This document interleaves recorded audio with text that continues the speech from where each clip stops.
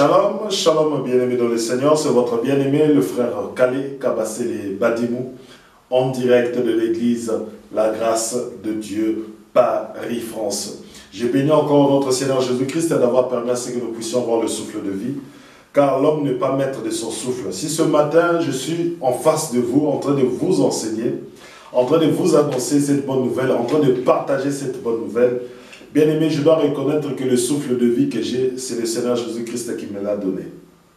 Bien-aimé, vous êtes bien au 12 square Gérard Philippe, à Trappes, en Île-de-France. L'église La Grâce de Dieu, Paris, France. Que Dieu vous bénisse, vous que vous vous êtes abonnés à cette chaîne nouvellement. Vraiment, n'hésitez pas à partager les messages, à partager les chants, à partager ce qui vous a touché et ce qui a transformé et qui a changé votre journée et votre vie. Mais avant toute chose, bien-aimés, recommandons cet instant entre les mains du Saint-Esprit.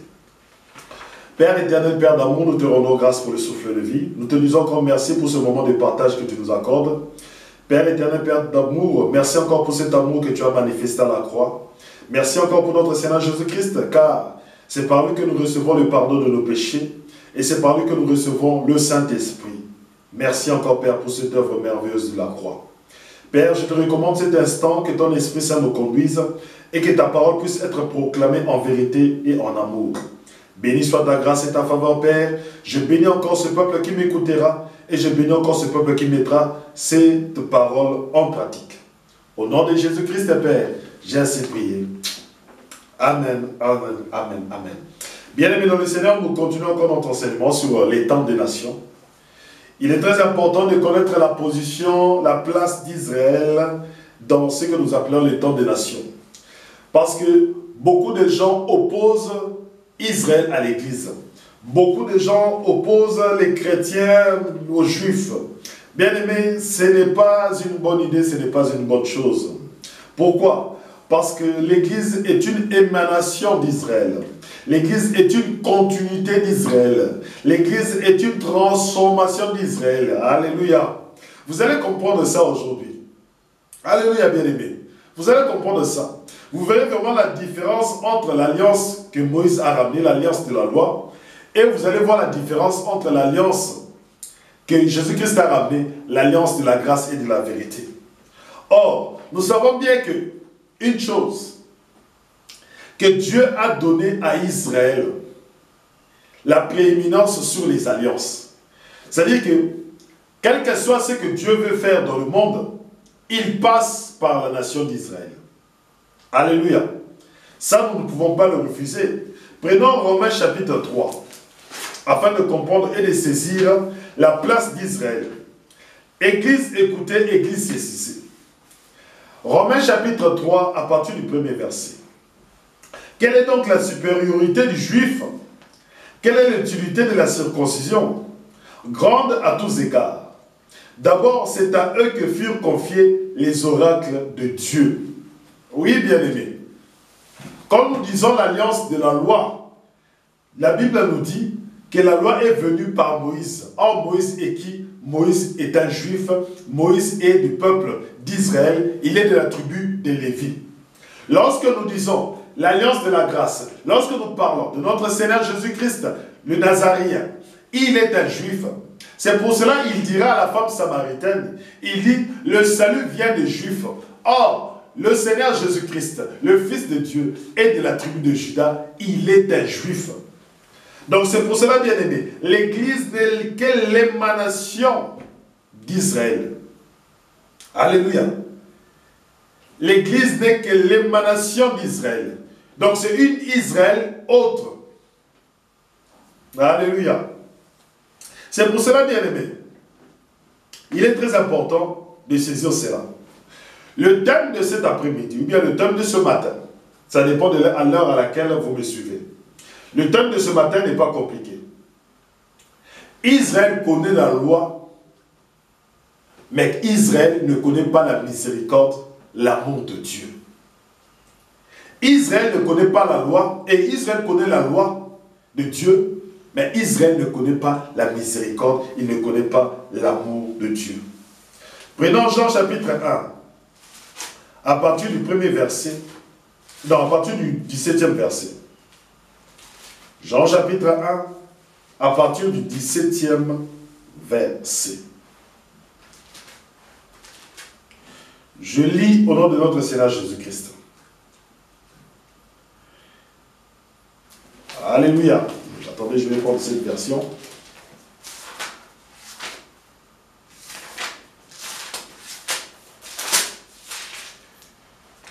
Jean chapitre 1 à partir du 17e verset.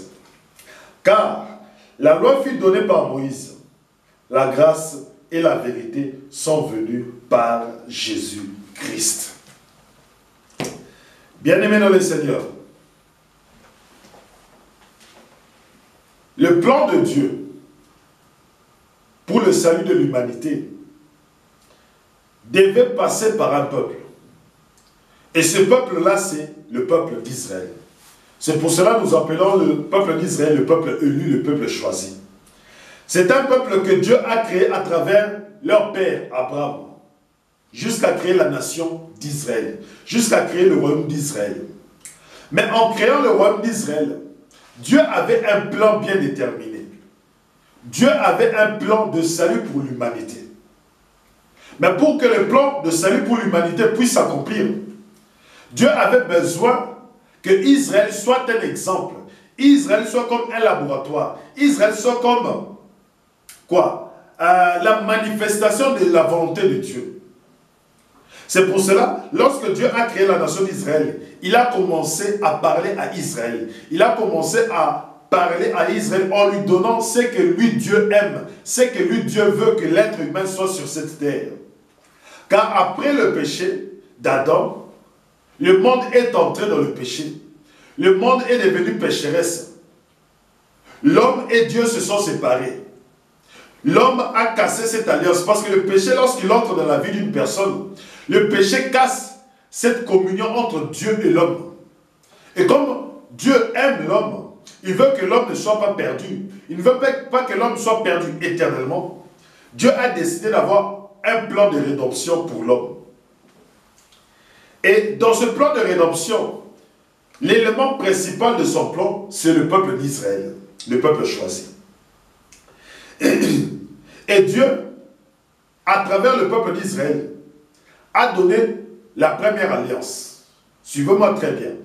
Il a donné la première alliance, l'alliance de la loi. C'est pour cela, Jean chapitre 1, verset 17 dit ceci.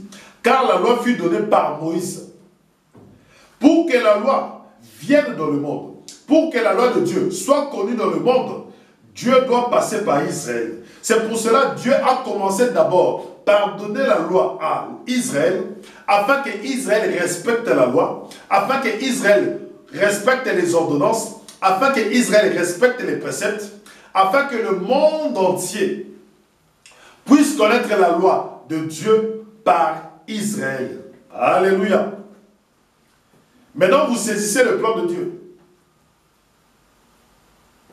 Le monde est dans le péché. Le monde est dans l'abomination. Le monde est dans la dérive. Le monde est dans la méchanceté. Le monde est dans la perversion. L'être humain est dépravé. L'être humain s'est tourné vers des démons. L'être humain s'est tourné vers le diable. L'être humain est devenu esclave du péché. L'être humain est devenu esclave des démons. Or, nous savons que l'être humain a été créé à l'image de Dieu. Donc, comme l'être humain est créé à l'image de Dieu, lorsque le diable assujettit l'être humain au péché, le diable assujettit l'image de Dieu. En gros, c'est un affront. En gros, c'est une insulte devant Dieu. Alléluia. Ne vous inquiétez pas, bien-aimés. Lorsque Dieu regarde la terre, il voit comment est-ce que la terre marche. Il voit comment est-ce que les gens sont tués. Il voit comment est-ce que les gens font la prostitution. Il voit comment est-ce que la fornication. Il voit comment est-ce que la prostitution. Il voit comment est-ce que la débauche. Pour lui, c'est une insulte. Pourquoi? Parce que le diable a détourné l'homme de sa véritable nature. Le diable a détourné l'homme de sa véritable nature qui est une nature divine. Alléluia. Le diable a perverti l'homme Et quand Dieu regarde cela, Dieu voit cela comme une insulte. Dieu voit cela comme un affront. Mais Dieu s'est décidé de sauver l'être humain. Dieu s'est décidé de faire sortir l'être humain de cet état. Et voilà le plan de Dieu, comment est-ce que ça s'articule. Dans la première phase du plan de Dieu, c'était quoi? Il fallait que Dieu donne la loi en Israël et que Israël pratique cette loi et que Israël puisse démontrer à l'humanité entière que Dieu a une loi. Lorsque la loi est venue en Israël par le prophète Moïse, c'est-à-dire que la loi est entrée dans le monde, la loi de Dieu est entrée dans le monde. Tout le monde maintenant regardait Israël. Toutes les nations regardaient Israël. Ils disaient Israël a la loi de Dieu. Israël a les préceptes de Dieu. Israël a les ordonnances de Dieu. Maintenant, Israël a commencé à pratiquer la loi de Dieu. Qu'est-ce que maintenant Israël a fait? Lorsque Israël a commencé à pratiquer la loi de Dieu, au début c'était bien. Au début c'était correct. Mais à un moment, Israël s'est détourné de Dieu. Alléluia.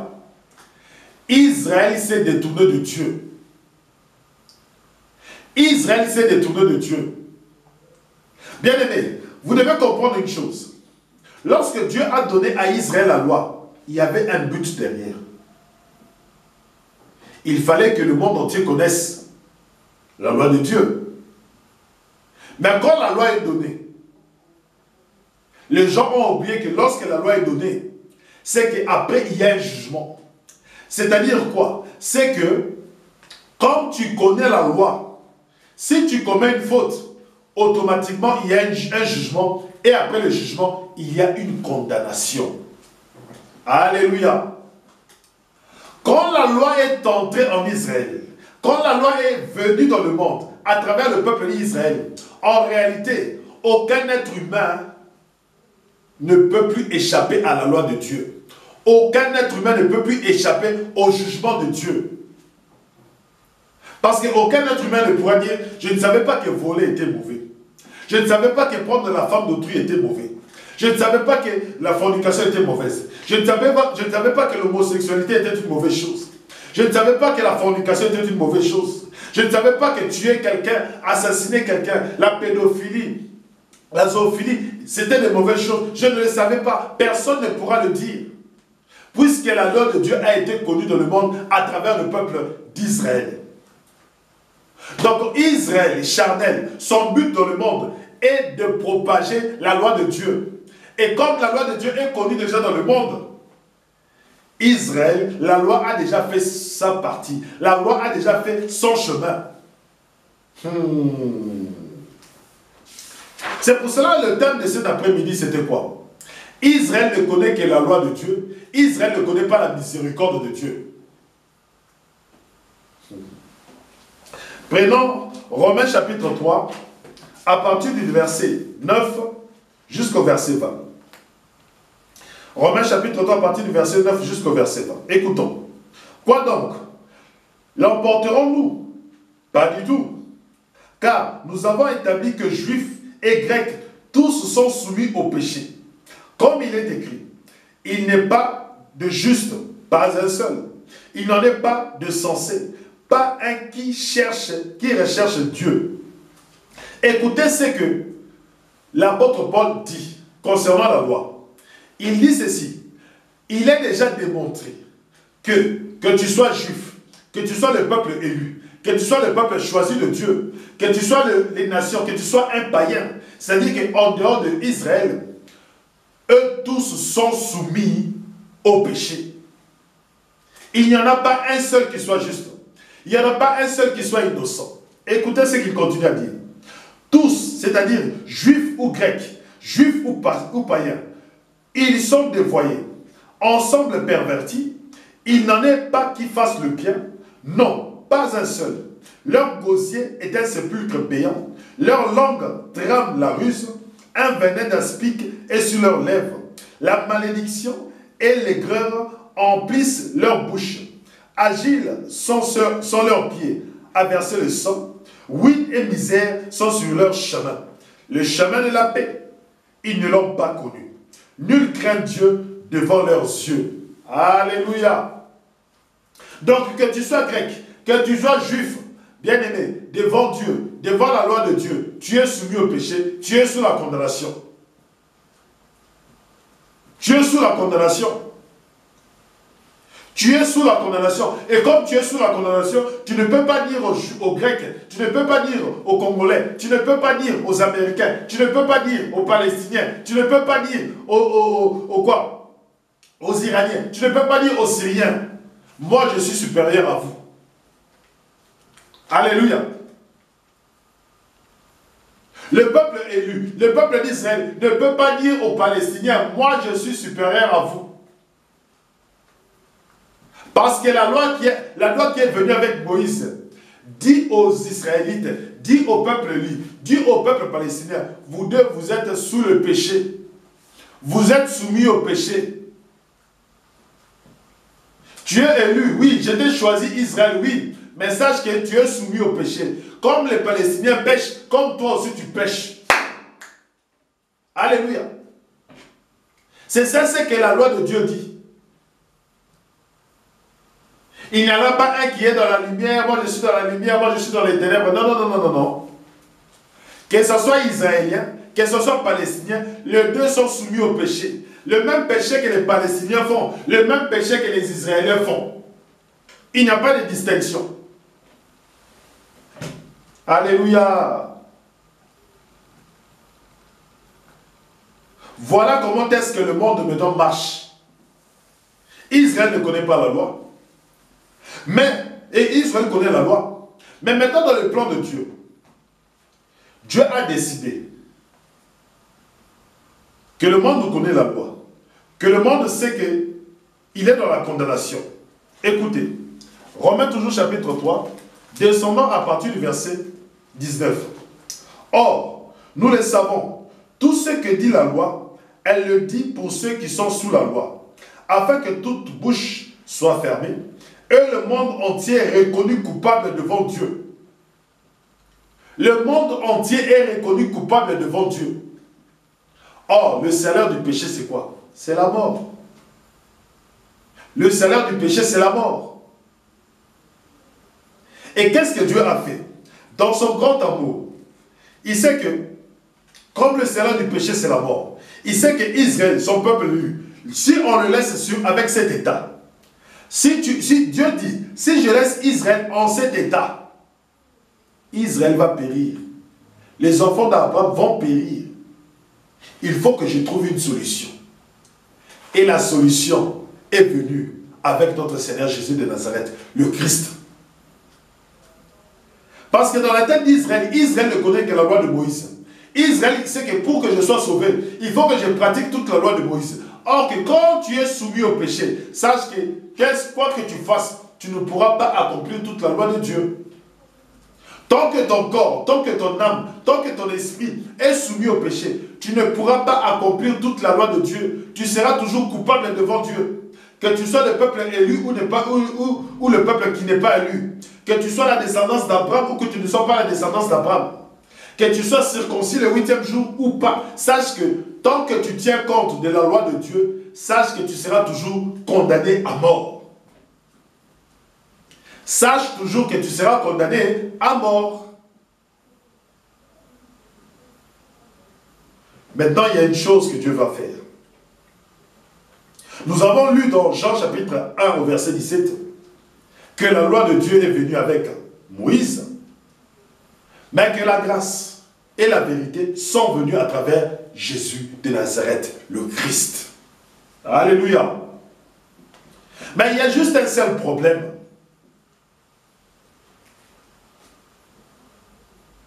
Israël attendait le Messie. Le Messie est venu. Mais lorsque le Messie est venu, le Messie ne leur a pas ramené la loi. Le Messie ne leur a pas ramené la condamnation. Mais le Messie leur a ramené la grâce et la vérité. C'est pour cela, bien aimés, beaucoup des Israéliens ne comprennent pas la venue du Messie. Ils attendent le Messie, mais ils ne savent pas que le Messie doit ramener le pardon de péché. Ils ne savent pas que le Messie doit ramener la grâce de Dieu. Ils ne savent pas que le Messie doit ramener la vérité de Dieu. Ça, ils ne le savent pas. Ça, ils le refusent. Ça, ils l'ont rejeté. Pourquoi est-ce qu'Israël est tombé dans l'aveuglement? Pourquoi est-ce qu'Israël est resté dans la condamnation? Parce qu'Israël a refusé la grâce de Dieu. Israël a refusé, a rejeté le dessein de Dieu. Prenons Luc chapitre 7, à partir du verset 30. Luc chapitre 7, à partir du verset 30. Alléluia. Luc chapitre 7, à partir du verset 30. Bien-aimés, nous allons comprendre pourquoi est-ce que le monde entier connaît Jésus-Christ. Parce qu'à travers la loi de Moïse, le monde a connu la condamnation. Le monde ne pouvait pas s'approcher de Dieu. Parce que le seul moyen de s'approcher de Dieu, c'était par Israël. Or, la loi met une séparation entre les Israélites, entre le peuple élu et les nations. Entre ceux qui sont juifs, entre ceux qui sont grecs. La loi met la condamnation, met la séparation. Un juif ne peut pas être dans la même place qu'un païen. Un juif ne mange pas de porc, mais un païen mange du porc. Un juif a des préceptes, un juif a des choses qui sont pures, qui sont impures. Mais par contre, le païen, pour lui, tout est pur. C'est-à-dire que le païen ne fait pas la distinction entre ce qui est cachère, ce qui n'est pas cachère. Alléluia.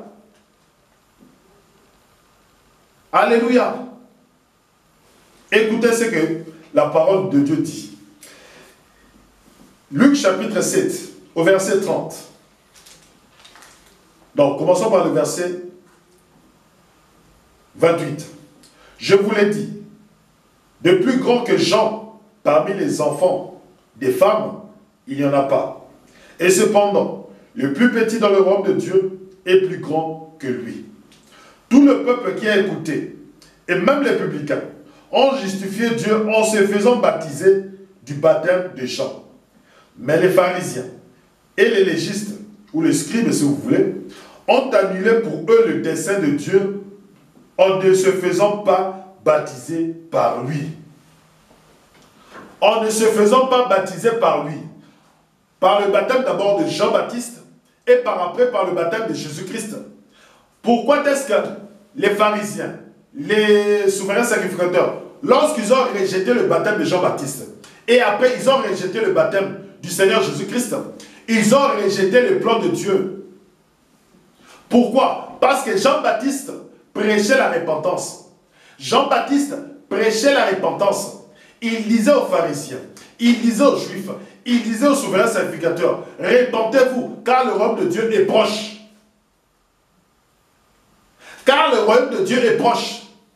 Et qu'est-ce que les pharisiens et qu'est-ce que les souverains sacrificateurs disaient? Ils répondaient que nous sommes les enfants d'Abraham. Nous sommes la descendance d'Abraham. Nous sommes circoncis le 8e jour. Or, Jean-Baptiste leur disait, ne soyez pas des races de vipères. Repentez-vous de vos péchés. Pourquoi est-ce qu'ils refusaient de se repentir de leurs péchés? Ils mettaient leur confiance en la loi de Moïse. Or, la loi de Moïse les condamnait. La loi de Moïse leur disait, vous êtes des pécheurs.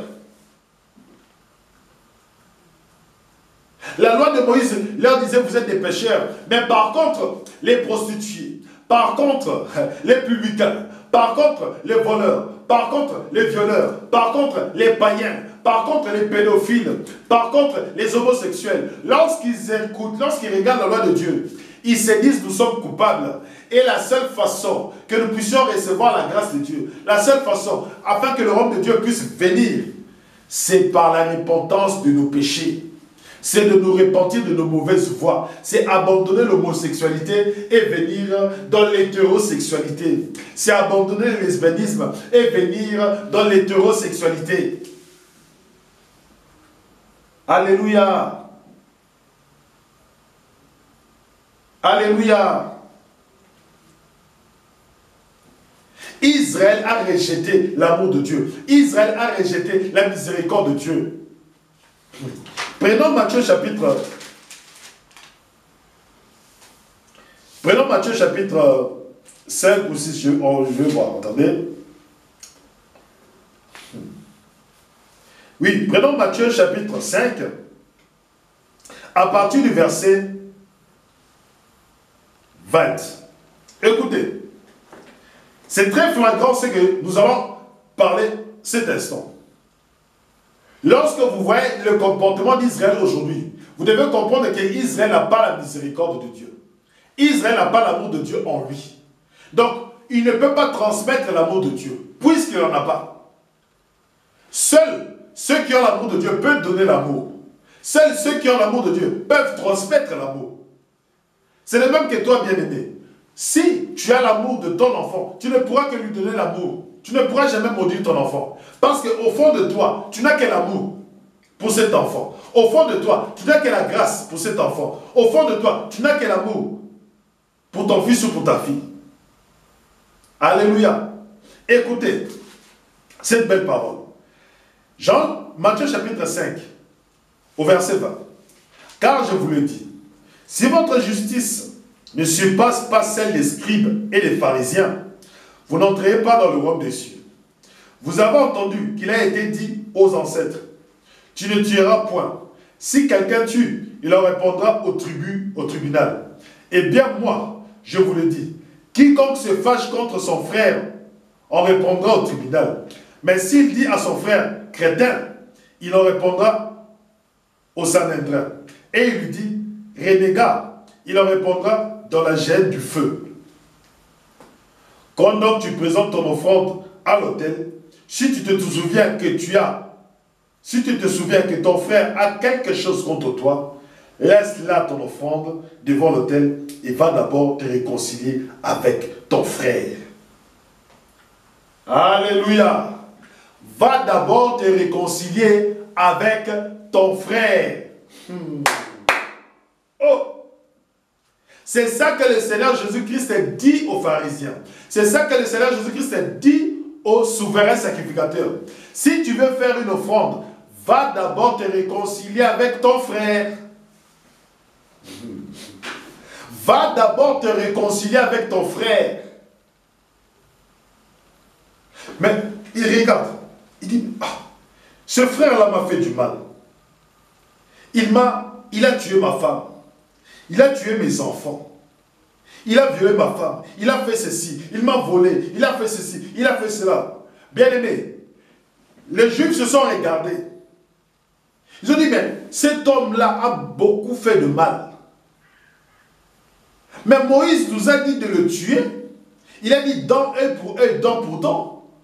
Il a dit, si quelqu'un vole à la main droite, je dois couper cette main. Si quelqu'un vole à la main gauche, je dois couper cette main. Ça, c'est Moïse qui nous l'a dit. Écoutez. Écoutez.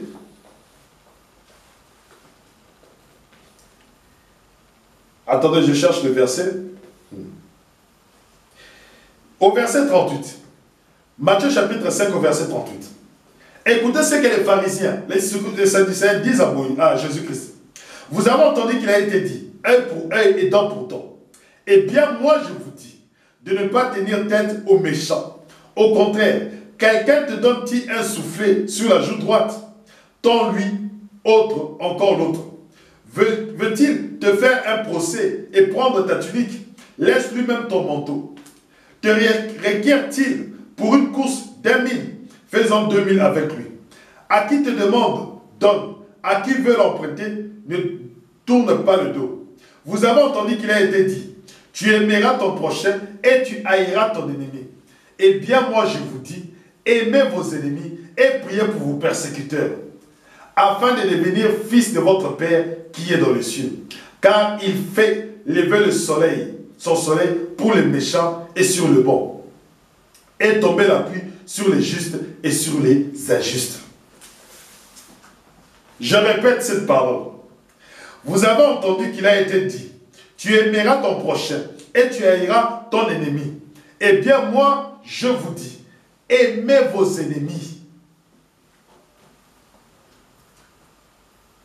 Aujourd'hui, Israël, vous voyez Israël, ne pas pouvoir aimer ses ennemis. Pourquoi? Parce qu'ils n'ont pas l'amour en eux. Ils ont refusé les desseins de Dieu. Ils ont refusé le Seigneur Jésus-Christ. C'est pour cela, bien aimé, ils ne peuvent pas manifester l'amour. Ils ne peuvent pas manifester l'amour. Alléluia. Bien aimé, il y a des choses, lorsque vous lisez les évangiles, vous comprenez le comportement d'Israël. Il y a des jours, bien aimé, lisez bien les évangiles. Lisez bien Matthieu chapitre 5 et regardez les descendants charnels d'Israël. Vous comprendrez leur comportement. Pourquoi? Parce qu'ils ont refusé la miséricorde de Dieu. Eux, ils ne connaissent que la loi. Ils ne connaissent que la condamnation.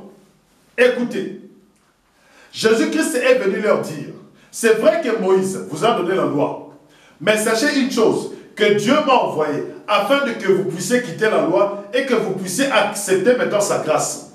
Puisque avec la loi, vous êtes pécheurs, puisqu'avec la loi, vous êtes condamnés. Maintenant, comme moi je suis venu enlever la condamnation qui est dans votre vie, je suis venu vous donner la grâce de Dieu. Je suis venu vous faire sortir de la condamnation afin que vous bénéficiez de la grâce de Dieu. Écoutez, vous avez entendu qu'il a été dit, tu aimeras ton prochain et tu haïras ton ennemi. Eh bien, moi, Jésus-Christ, moi, Jésus de Nazareth, Jésus le Fils de Dieu, je vous dis ce matin, toi qui m'écoutes, toi qui entends cette parole, je te dis ce matin, aime tes ennemis et prie pour ceux qui te persécutent. Ce matin, je te dis, aime tes ennemis et prie pour ceux qui te persécutent.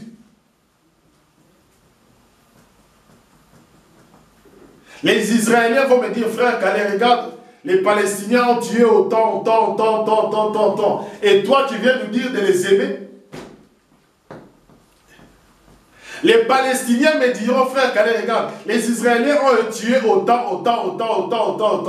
Et toi, tu viens nous dire de les aimer?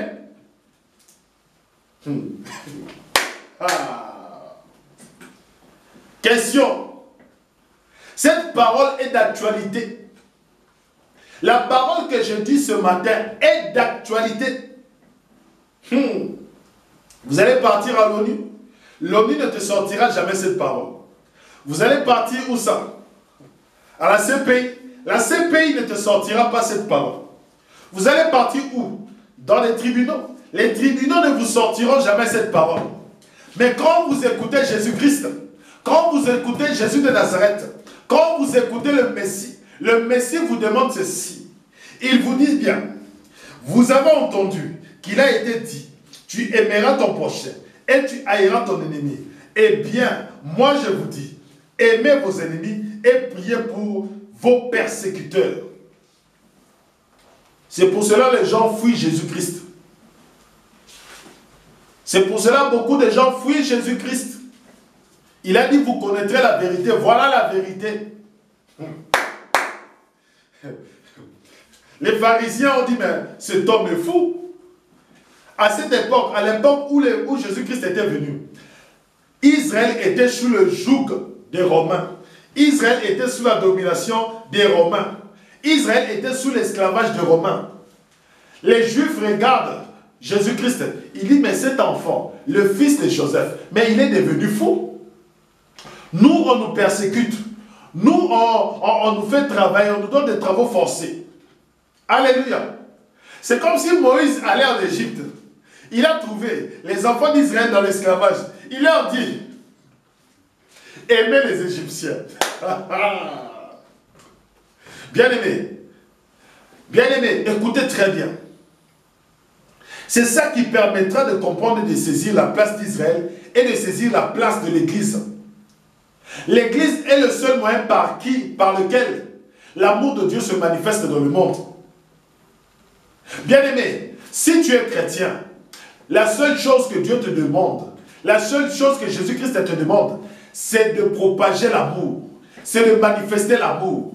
Israël actuel ne peut pas manifester l'amour. C'est par l'Église que Dieu manifeste son amour dans le monde. Alléluia. C'est par l'Église que Dieu manifeste son amour dans le monde. C'est pour cela, bien-aimé, quand quelqu'un croit au Seigneur Jésus-Christ et qu'il entend ces paroles, lorsqu'il a un ennemi, lorsqu'il a une offense, bien-aimé, qui que tu sois, où que tu sois, l'amour se manifeste d'abord par le pardon. Alléluia. 1 Corinthiens chapitre 13 nous dit ceci. L'amour pardonne tout. Mais non, 1 Corinthiens chapitre 13. 1 Corinthiens chapitre 13, à partir du verset 1er. Quand je parlerai les langues des hommes et des anges, si je n'ai pas l'amour, je ne suis plus qu'un nérin qui sonne ou un cymbale qui retentit. Quand j'aurai les dons de prophétie et que je connaîtrai tous les mystères et toute la science, quand j'aurai la plénitude de la foi, une foi à transporter des montagnes, si je n'ai pas l'amour, je ne suis rien. Quand je distribuerai tous mes biens en aumône, quand je livrerai mon corps aux flammes, si je n'ai pas l'amour, cela ne sert à rien. La charité est patiente.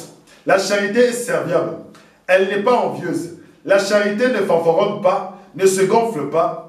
Elle ne fait rien d'inconvenant, ne cherche pas son intérêt, n'irrite pas, ne tient pas compte du mal. Elle ne se réjouit pas de l'injustice, mais elle met sa joie dans la vérité. Elle excuse tout, croit tout, espère tout et supporte tout.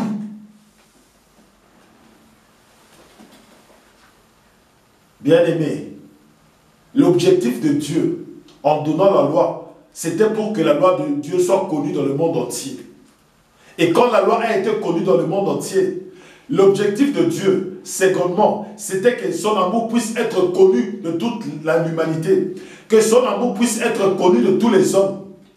À travers qui? À travers Israël. Israël a rejeté l'amour. C'est pour cela Dieu a créé l'Église. C'est pourquoi Dieu a établi l'Église. Parce que tout en sachant qu'Israël rejetterait son amour, il fallait que son amour traverse un peuple. Il fallait que son amour puisse être connu à travers un peuple. C'est pour cela que l'Église a été créée. L'Église a été établie. Or, nous savons que l'Église est l'épouse de Christ. L'Église est l'épouse du Fils de Dieu. Or, une épouse n'attend que quoi? Une épouse n'attend que de recevoir l'amour. Or, comme l'Église ne veut que recevoir l'amour, c'est pour cela, bien-aimés, nous recevons l'amour de Dieu. Pourquoi? Parce que nous sommes l'épouse de Christ. Comme Christ a ramené l'amour de Dieu, comme tout celui qui recevra Christ dans sa vie, recevra l'amour de Dieu en lui, bien-aimé, l'amour de Dieu se propagera. Dieu n'a pas gagné le monde par la loi, mais Dieu a gagné le monde par l'amour. Israéliens, vous voulez gagner les Palestiniens? Démontrez-leur l'amour. Je dis ceci, je répète, Israéliens, vous voulez gagner les Palestiniens? Démontrez-leur l'amour. Démontrez-leur l'amour.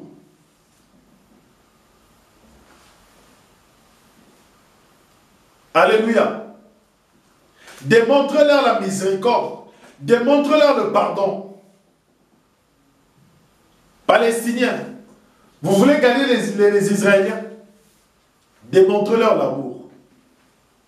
Alléluia. La seule arme la plus puissante qui peut changer le cœur d'un homme, qui peut changer la vie d'un homme, qui peut changer les pensées d'un homme, qui peut changer les pensées d'une femme, qui peut changer les pensées d'une prostituée, d'un meurtrier, d'un assassin. La seule arme que nous avons, c'est l'amour.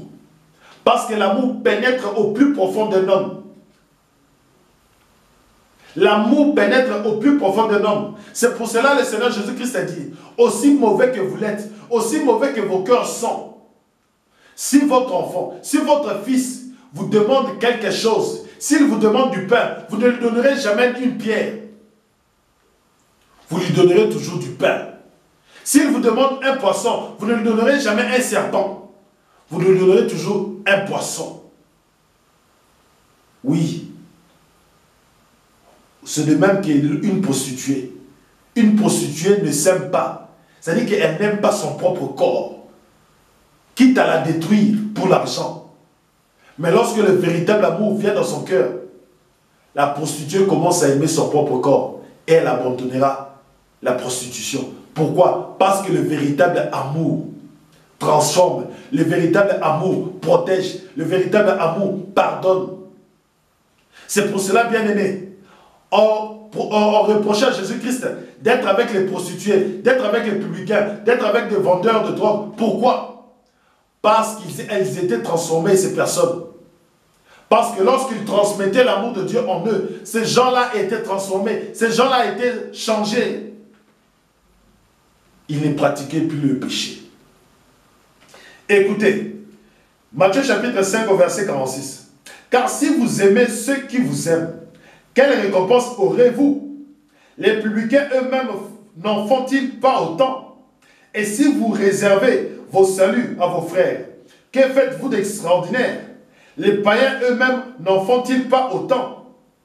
Vous donc, vous serez parfaits, comme votre Père Céleste est parfait, si vous aimez vos ennemis.